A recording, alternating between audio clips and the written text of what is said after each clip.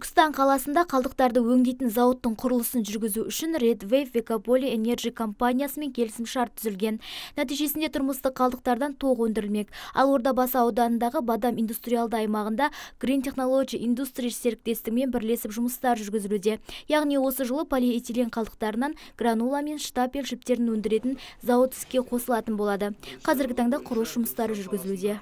Қазіргі кезде еліміздегі қалдықтардың көбеюі ауа, су, жердің ластануына әкеліп соғуда.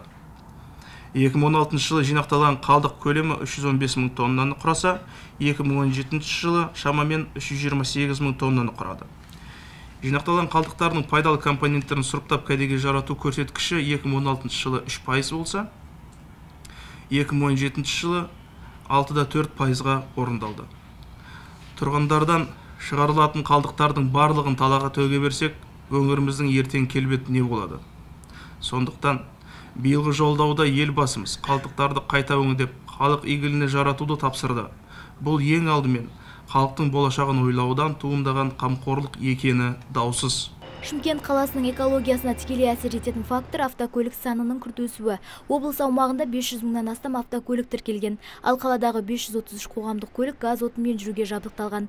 Қазіргі таңда қала әкімдігі мен көлік тасымалдаушылар арасында транспорттарды газ отынына ауыстыру бойынша меморандум түзілген. Бұл қала экологиясының жақсаруына біршама әсер етеді. Шымкент қаласы бойынша 1696 қоғамдық көлік қызмет етеді. Оның ішінде 533-і газ отынымен жүруге жабдықталған.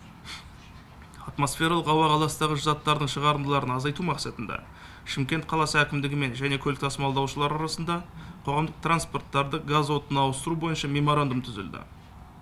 Қала бойынша бірнеше автогаз станциялары пайдалануға берілді.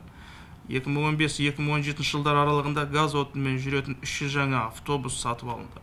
2020 жылға қарай 2724 автобустың 1000 данасы газға ауыстыру жоспарланған. Сондай-ақ басқарма басшылығымен биыл Дендрасаябақтың автотұрағы үлкейтіліп, Самал-2 шағын ауданы жанынан жаңа автотұрақ ашылатын болады. Динара Сәрсенбаева, Антон Семенов, ТВК телеарнасының жаңалықтар қызметі.